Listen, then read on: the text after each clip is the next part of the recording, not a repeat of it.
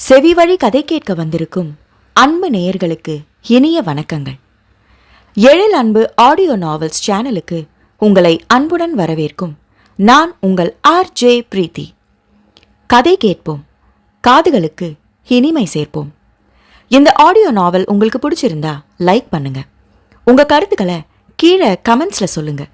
உங்க நண்பர்களுக்கும் ஷேர் பண்ணுங்க. நம்ம சேனலில் தொடர்ந்து கதைகளை கேட்டு மகிழ சப்ஸ்கிரைப் பண்ணுங்க. கூடவே பெல் பட்டனையும் தட்டிவிடுங்க. இப்ப கதை கேட்கலாம் வாங்க. எழுத்தாளர் எழில் அன்பின் பாலையில் பனித்துளி, அத்தியாயம் 17. Good morning sir. Good morning. Prathapan வங்கியில் நுழைந்த உடனே அனைவரும் வணக்கம் வைக்க, பதிலுக்கு அனைவருக்கும் வணக்கம் வைத்துக்கொண்டே சென்றவனின் பார்வை ஒரு நொடி ரஞ்சனாவின் மீது அழுத்தமாக படிந்து விலகியது. காலை வணக்கம் வைக்கும்போது ரஞ்சனாவின் கண்களில் வந்து போன உணர்வு அவனுக்கு உறுத்தலை கொடுத்தது. அப்போது மட்டுமில்லாமல் அவனிடம் ஒரு கையெழுத்து வாங்க அறைக்குள் வந்தபோது அவளின் பார்வையில் இருந்த மாற்றம் புரிய கையெழுத்து போட்டுவிட்டு அவளிடம் கொடுக்காமல் அவளையே தீர்க்கமாக பார்த்தான். சார், கையெழுத்து போட்டுட்டீங்கன்னா கொடுங்க, எனக்கு வேலை இருக்கு, நான் போகணும். ரஞ்சனா கேட்க, போலாம், அதுக்கு முன்னாடி எனக்கு ஒரு விஷயம் சொல்லிட்டு போங்க என்றவன், அதென்ன பார்வை வித்தியாசமா, என்னை ஏன் அப்படி பார்க்குறீங்க என்று கேட்டான். பிடிபட்ட பாவனையில் முழித்தவள், அப்படியெல்லாம் ஒன்றும் இல்லையே சார் என்றாள் சமாளிப்பாக. மறுப்பாக தலையை அசைத்தவன், ஏதோ மறைக்கிறீங்க ரஞ்சனா, உங்க பார்வையோட அர்த்தம் என்னால் புரிஞ்சுக்க முடியும்.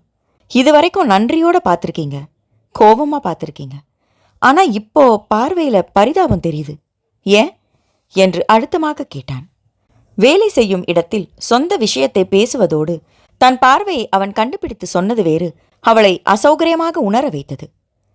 இருக்கையை விட்டு எழுந்தவள், நான் எப்பவும் போலதான் பார்க்குறேன் சார், என் பார்வையில் மாற்றம் இல்லை, உங்க பார்வையில தான் மாற்றம் வந்திருக்கு போல இருக்கு. இதுவரைக்கும் பேங்க்ல தான் இப்படியெல்லாம் பேசாம இருந்தீங்க, இப்போ இங்கேயும் ஆரம்பிச்சு என் நிம்மதியை கொலைச்சிடாதீங்க சார் என்று சற்று கோபமாக சொல்லிவிட்டு அந்த பேப்பரை கேட்டு கையை நீட்டினாள். அவளை ஒரு நொடி அழுத்தமாக ஊடுருவி பார்த்தவன் வேறு ஒன்றும் சொல்லாமல் அவள் கையில் பேப்பரை கொடுத்து அனுப்பி வைத்து விட்டான். வெளியே வந்த ரஞ்சனா சற்று படபடப்பை குறைத்து நிம்மதியாக மூச்சு விட்டு கொண்டாள். அதையும் கண்ணாடி தடுப்பு சுவர் வழியே பிரதாபன் காணவே செய்தான்.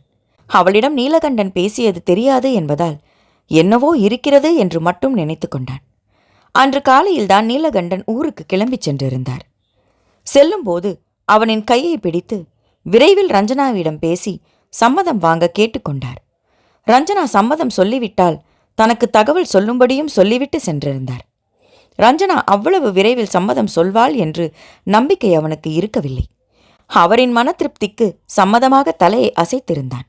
ஆனால் வந்தபோது இருந்ததை விட அவனுக்கு எப்படியும் ஒரு வாழ்க்கை அமைந்துவிடும் என்ற நம்பிக்கையுடன் ஊருக்கு திரும்பினார் நீலகண்டன்.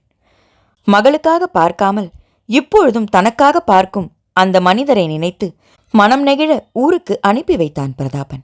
வங்கியில் அன்றைய வேலை பளு அனைவருக்கும் மிகுதியாகவே இருந்தது. மதிய உணவை கூட அவசர அவசரமாக வாயில் போட்டுவிட்டு வேலையை தொடர்ந்தனர். அன்று மாலையும் வேலை முடிய காலதாமதமானது. மாலை 5 மணி ஆகியிருக்க அப்போதும் அனைவரும் வேலையில் ஈடுபட்டிருந்தனர். ரஞ்சனாவும் மும்முரமாக வேலையில் இருந்தபோது அவளின் கைபேசி சத்தமில்லாமல் அதிர்ந்து அழைப்பு வந்திருப்பதை சுட்டிக்காட்டியது. தான் சரிபார்த்து கொண்டிருந்த காசோலைகளை பத்திரப்படுத்திவிட்டு அலைபேசியை எடுத்து பார்த்தாள். வீட்டிலிருந்து லதா அழைத்து கொண்டிருந்தார். அழைப்பை ஏற்று மெல்லிய குரலில் பேச ஆரம்பித்தாள். இன்னும் எனக்கு வேலை முடியல லதாமா, இன்னைக்கு கொஞ்சம் லேட் ஆகும்னு காலையிலே சொல்லியிருந்தேனே என்றாள். ஏமா ரஞ்சனா, நான் அதுக்கு ஃபோன் பண்ணலமா, இங்க ஹரிணி பாப்பா இன்னும் வீட்டுக்கே வரலையேம்மா, அதை சொல்லதான் போட்டேன் என்றார் பதற்றமாக. என்ன லதாமா சொல்றீங்க, மணி 5 ஆயிடுச்சே, எப்பவும் வீட்டுக்கு 5 மணிக்குள்ள வந்துருவா தானே, இன்னைக்கு ஏன் இன்னும் வரல? அவரின் பதற்றம் அவளை தொற்றிக்கொள்ள வேகமாக கேட்டாள். 4 மணி இல்லைனா 4:30 வந்துருவாமா, நான் மெயின் ரோட்டுக்கு போய் கூட்டிகிட்டு வந்துடுவேன், ஆனால் புள்ள இன்னைக்கு வரலையே, என்ன பண்ணுவேன் என்று புலம்பினார். வேன் டிரைவருக்கு ஃபோன் பண்ணி பார்த்தீங்களா? டிராஃபிக்கில் ஏதாவது வண்டி மாட்டியிருக்க போகுது. எம்மா, வேன் எல்லாம் நம்ம ஏரியாவுக்கு வந்துருச்சுமா எப்போவோ, ஆனால் வேனில் நம்ம பாப்பா தான் வரல என்று அவர் குண்டை தூக்கி போட அது வெடித்து விட்ட அதிர்வில், என்னம்மா சொல்றீங்க, என்று இருக்கையை விட்டு எழுந்து கத்தி இருந்தாள். அவளின் சத்தத்தில், என்ன ரஞ்சி, என்னாச்சு என்று பதறி அருகில் வந்திருந்தனர் உடன் பணிபுரிபவர்கள். ரஞ்சனாவிற்கு சில நொடிகள் படபடவென்று வந்துவிட்டது. தன்னை சுற்றி நின்று கேட்பவர்களுக்கு கூட அவளால் பதில் உரைக்க முடியவில்லை. அங்கே அவர்கள் கூட்டமாக நிற்பதை கண்ணாடி சுவர் வழியே பார்த்து பிரதாபனும் அங்கே வந்து விட்டான். என்னாச்சு, எதுக்கு வேலையை பார்க்காம இப்படி எல்லாரும் நிற்கிறீங்க என்று சற்று அதட்டலுடன் விசாரித்தான். இல்லை சார், ரஞ்சனாவுக்கு ஏதோ ஃபோன் வந்துச்சு, அதிலிருந்து அவங்க படபடப்பாக இருக்காங்க, அதான் விசாரிச்சுக்கிட்டு இருக்கோம் என்றாள் உஷா. என்ன என்ன ஃபோனு, யார் பண்ணது என்று ரஞ்சனாவிடம் கேட்டான். அது அது அது ஹரிமா என்று திணறியபடி சொன்னவள் கையில் இருந்த அலைபேசியை காட்டினாலே தவிர அவளால் அதற்கு மேல் பேச முடியவில்லை. ஹரிமாவா, பாப்ஸுக்கு என்ன என்று இப்பொழுது அவன் குரலிலும் பதற்றம் தொற்றிக்கொள்ள அவள் கையில் இருந்த அலைபேசியை வேகமாக பறித்து பேசினான். லதா இன்னும் தொடர்பில் இருக்க அவரிடம் பேசியவனின் முகம் நொடிக்கு நொடி மாறிப்போனது. அவன் முகத்தை பார்த்து இன்னும் கலவரமானாள் ரஞ்சனா. வேர்த்து வடிந்து ஜீவனற்று நின்றவளை மற்ற பெண்கள் அமர வைத்து தண்ணீர் கொடுத்து குடிக்க வைத்தனர். ஆனாலும் அவள் பதற்றம் அதிகமானதே தவிர குறையவில்லை. லதாவிடம் பேசிவிட்டு அழைப்பை வைத்த பிரதாபன், ஸ்கூல்ல இருந்தே பாப்ஸ் வேன்ல ஏறவே இல்லைன்னு டிரைவர் சொன்னாராமா, சீக்கிரம் கிளம்புங்க ரஞ்சனா, ஸ்கூலுக்கு போய் பார்த்துருவோம் என்று அவளை துரிதப்படுத்தியவன் மற்றவர்களை வேலை முடிந்ததும் கிளம்பச் சொன்னான். ரஞ்சனாவிடம் அவன் உரிமையுடன் பேசுவதையும் ரஞ்சனாவின் மகளுக்காக அவனும் பதற்றம் அடைவதையும் மற்றவர்கள் வியப்பாக பார்த்தது எல்லாம் அவனின் கவனத்தில் படவே இல்லை. பிள்ளை எங்கு போனாலோ என்ற பதற்றம் மட்டுமே மிதமின்றி இருந்தது. சில நொடிகளிலேயே ரஞ்சனாவை அழைத்து கொண்டு கிளம்பியும் விட்டான். பிரதாபன் காரை எடுக்க ரஞ்சனா பின்னால் ஏறி அமர்ந்தாள். காரை சாலையில் விரைந்து செலுத்தினான். ஹரிணி எந்த பள்ளியில் படிக்கிறாள் என்ற விவரம் தெரியும் என்பதால் அவளிடம் வழி கேட்காமல் காரை செலுத்தினான். ரஞ்சனா பின்னால் அமர்ந்து அழுது கொண்டே வர கண்ணாடி வழியே அவளை பார்த்தவன், பாப்பாவோட ஸ்கூல் டீச்சருக்கு ஃபோன் பண்ணி பாருங்க ரஞ்சனா என்றான். ஓகே என்று ஒரு நொடி முழித்தவள் அவன் சொன்னதை செய்தாள். பதற்றம் வந்துவிட்டால் அவள் மிகவும் உடைந்து விடுவாள் என்று தெரியும் என்பதால் அவள் மீது கவனத்தை வைத்துக் கொண்டேதான் காரையும் செலுத்தினான். ஹரிணியின் பள்ளி ஆசிரியருக்கு பேசி முடித்த ரஞ்சனா இன்னும் உடைந்து அழ ஆரம்பித்தாள். என்ன ஆச்சு ரஞ்சனா, டீச்சர் என்ன சொன்னாங்க என்று கேட்டான். ஸ்கூல் டைம் வரதான் அவளை பார்த்துருக்காங்களாமா, வேனில் ஏறினாலா இல்லையான்னு பார்க்கலையாமா என்று அழுதபடியே சொன்னாள். அப்போ ஸ்கூல் வந்த பிள்ளைங்க ஸ்கூல்ல இருந்து கிளம்பிட்டாங்களா இல்லையான்னு கவனிக்க மாட்டாங்களாமா என்று பிரதாபன் கோவத்துடன் கேட்க ரஞ்சனா என்ன பதில் சொல்வாள்? அவளால் எதுவுமே யோசிக்கவும் முடியவில்லை. மனம் மட்டும் இல்லாமல் உடலும் பலவீனமானது போல இருந்தது. அவளின் உடல் பதற்றத்தில் நடுங்க ஆரம்பித்தது. பிள்ளையை நினைத்து வாய்விட்டு புலம்பக்கூட முடியவில்லை. தொண்டையை அடைத்து கொண்டு வந்தது. உதடுகள் இழுத்து கொள்வது போல பக்கவாட்டில் இழுத்தது. கை நரம்பும் ஒரு பக்கம் இழுப்பது போல் இருந்தது. வலிப்பு வந்துவிடுமோ என்று பயந்தாள். தனக்கு வலிப்பு வந்து சுய நினைவை இழந்தால் தன் பிள்ளையை யார் காப்பாற்றுவார் என்ற பயம் வந்தது. அவளின் நிலையை கண்ணாடி வழியே பார்த்து அதிர்ந்த பிரதாபன் உடனே வண்டியை ஓரம் கட்டி நிறுத்தி காரில் இருந்த தண்ணீருடன் பின்கதவை திறந்தவன், ரஞ்சனா இங்க பாருங்க, ரிலாக்ஸ் பண்ணுங்க, பதட்டப்படாதீங்க, இப்போதான் நீங்க நிதானமா இருக்கணும். பாப்பா எங்கேயும் போயிருக்க மாட்டா, நாம போய் விசாரிப்போம், ரிலாக்ஸ் பண்ணிக்கோங்க, முதல்ல தண்ணியை குடிங்க என்று அவளிடம் தண்ணீரை கொடுத்தான். தண்ணீர் பாட்டிலை பிடித்து அவளின் கைகள் நடுங்க ஆரம்பித்தன. கீழே போட்டு விடுவாள் என்று நினைத்தவன் பாட்டில் முழுவதும் அவள் கையில் கொடுக்காமல் தானும் பிடித்து கொண்டு அவளை தண்ணீர் குடிக்க வைத்தான். அவள் போதும் என்று தலையை அசைத்தாள். அந்த நேரம் அவன் உடன் இருந்தது யானை பலத்தை தந்தது. தன்னால் முடியவில்லை என்றாலும் அவன் தன் பிள்ளைகளை காப்பான் என்ற நம்பிக்கை அவளை அறியாமல் அந்த நொடி வந்தது. நீங்க வந்து முன்னாடி உட்காருங்க ரஞ்சனா, நீங்க பின்னாடி இருந்தா உங்களுக்கு என்னவோன்னு பதட்டத்துல என்னால வேகமா காரை கூட ஓட்ட முடியாது, அப்புறம் நம்ம ஸ்கூலுக்கு போகவும் நேரமாயிடும் என்று பிரதாபன் சொன்னதும் தயக்கத்துடன் என்றாலும் காரை விட்டு இறங்கி முன்னால் வந்து அமர்ந்தாள். காரில் ஏசியை அதிகப்படுத்தி வைத்தவன் காரை வேகமாக கிளப்பினான். குளிர் உடலில் ஏறியதும் அவளின் வேர்வை சற்று குறைய அவளுக்கும் சற்று நிதானம் வந்தது. எப்பவும் ஸ்கூல்ல இருந்து எங்கேயுமே போகக்கூடாது, யார் என்ன கொடுத்தாலும் வாங்கக்கூடாதுன்னு ஹரிணிக்கிட்ட சொல்லி வச்சிருக்கேன். இதுவரைக்கும் இப்படியெல்லாம் ஆனதே இல்லை. இப்போ எங்க போனாலோ என்ன ஆச்சோ என்று அழுகையுடன் மெல்லிய குரலில் புலம்பிக் கொண்டே வந்தாள். எங்கேயும் போயிருக்க மாட்டா, ஸ்கூலில் நல்லா செக் பண்ணி பார்ப்போம் என்று சமாதானம் சொல்லிக்கொண்டே வந்தான். பள்ளிக்கு சென்று காவலாளியிடம் விசாரிக்க அவர் அனைத்து பிள்ளைகளும் கிளம்பி விட்டதாக சொன்னார். ஆனால் எங்கள் பிள்ளை இன்னும் வரல, நாங்கள் ஒரு முறை அவள் கிளாஸ் ரூம்லெல்லாம் செக் பண்ணிக்கிறோம் என்றான் பிரதாபன். காவலாளி பள்ளி முதல்வருக்கு அழைத்து விஷயத்தை சொல்லி அவரின் அனுமதியுடன் பிரதாபனும் ரஞ்சனாவும் உள்ளே சென்று தேடினார்கள். ஹரிணியின் கிளாஸ் ரூம் மட்டும் இல்லாது மற்ற அறைகளிலும் பார்க்க குழந்தை எங்கேயும் இல்லை. ஐயோ, என் புள்ளை எங்கே போனாலோ, இப்போ நான் என்ன பண்ணுவேன் என்று ரஞ்சனா தலையில் அடித்துக்கொண்டு அழ ஆரம்பிக்க, ரஞ்சனா மனசை தளர விடாதீங்க. பாப்பாவோட ஃப்ரெண்ட்ஸ் நம்பர் யாராவது உங்ககிட்ட இருக்கா? உங்களுக்கு தெரிஞ்சா அவங்களுக்கு கொஞ்சம் ஃபோன் போட்டு கேளுங்களேன். இருக்கு, 2 பிள்ளைங்களோட நம்பர் என்கிட்ட இருக்கு. ஹரிணி லீவ் போடும்போது ஹோம்ஒர்க் பற்றி அவங்க கிட்ட தான் கேட்போம் என்றவள் பரபரவென்று கைபேசியை எடுத்து துளாவினாள். அவங்க கிட்ட ஃபோன் போட்டு கேளுங்க. லாஸ்ட்டாக ஹரிணியை எப்போ பார்த்தாங்க? வேனில் ஏறினதை பார்த்தாங்களா இல்லையா? என்ன ஆச்சுன்னு கொஞ்சம் கேளுங்களேன். அப்படி அங்கேயும் நமக்கு எந்த தகவலும் தெரியலன்னா நாம் போலீஸ்க்கு போயிடுவோம் என்றான். கடவுளே, என் புள்ள இருக்கிற இடம் தெரிஞ்சிடணுமே என்று வேண்டிக் கொண்டே அலைபேசியில் ஹரிணியுடன் படிக்கும் மாணவியின் எண்ணை தேடி எடுத்து அழைக்க ஆரம்பித்தாள். ஹலோ, நான் ஹரிணியோட அம்மா பேசுகிறேன். உங்கள் பொண்ணு ஹாசினி வீட்டுக்கு வந்துட்டாளா?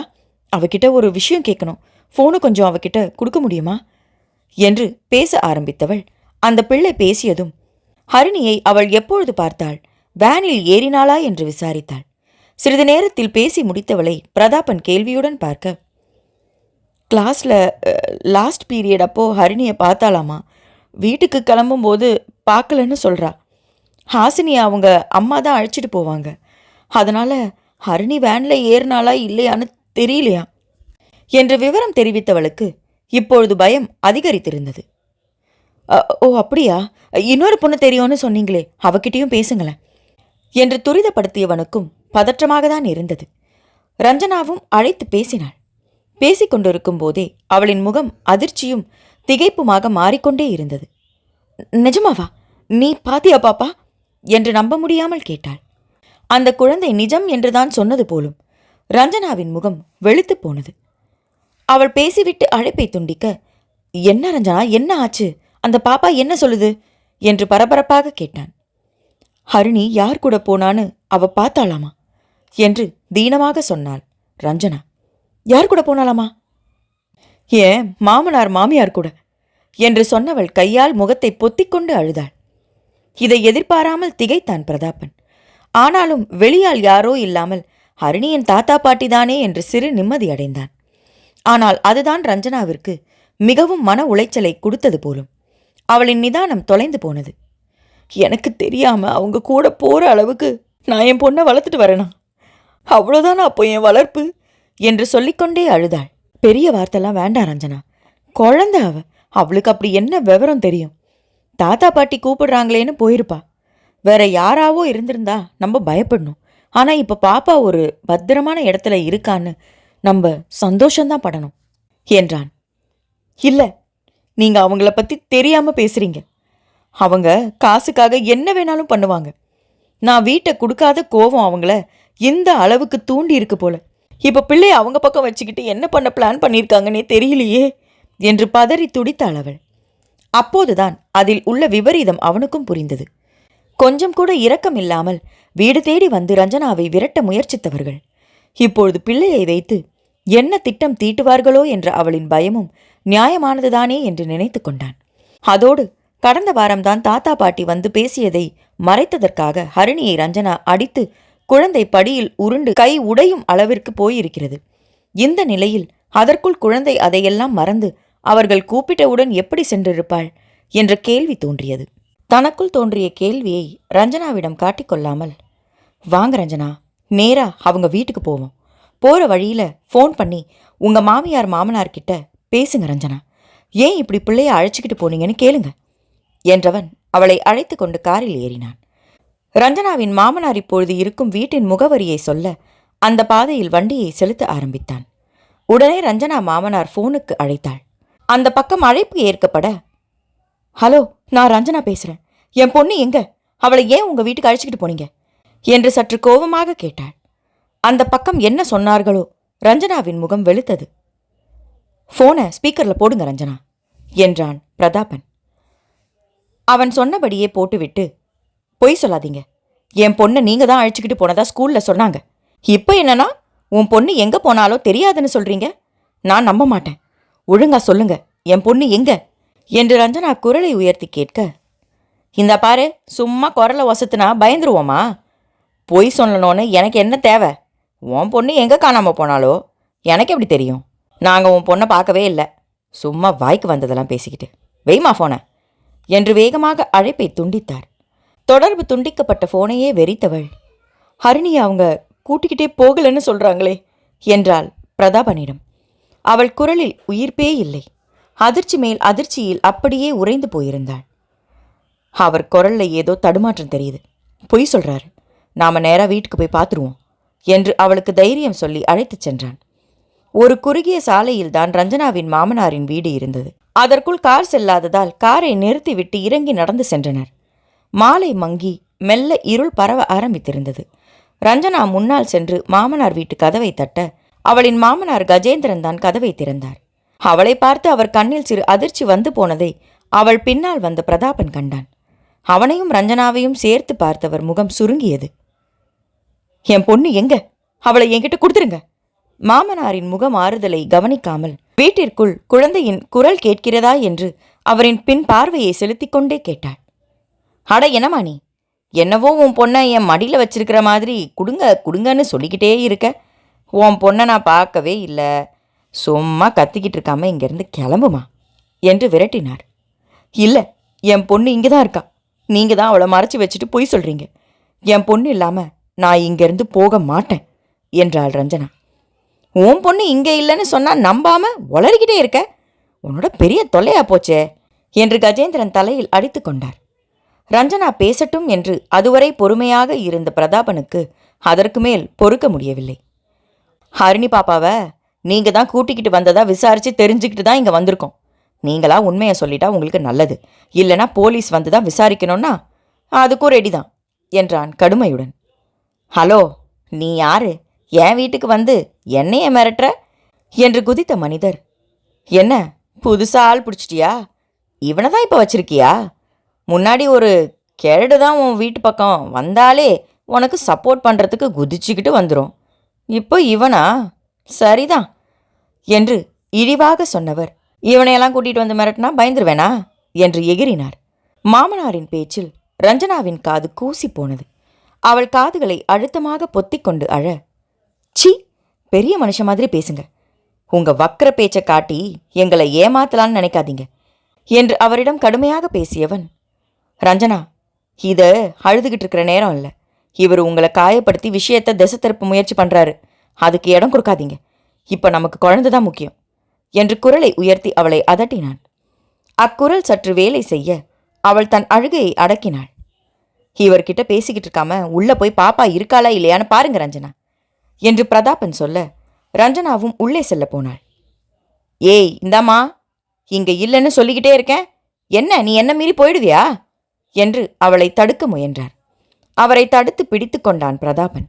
கஜேந்திரன் வாய்க்கு வந்தபடி திட்ட ஆரம்பித்தார். அதையெல்லாம் கவனிக்காமல் உள்ளே சென்று தேட சொன்னான். ரஞ்சனாவும் வேகமாக உள்ளே சென்று பிள்ளையை தேடினாள். சிறிது நேரத்தில் வெளியே வந்தவளை பிரதாபன் எதிர்பார்ப்புடன் பார்க்க கண்களில் தேங்கிய கண்ணீருடன் மறுப்பாக தலையை அசைத்தாள் ரஞ்சனா. நான் தான் சொன்னல உன் புள்ள இங்கே இல்லைன்னு என்று அதிர்ந்து நின்ற பிரதாபன் கையிலிருந்து தன் கையை வெடுக்கென்று உருவிக்கொண்டு அலட்சியமாக சொன்னார் கஜேந்திரன்.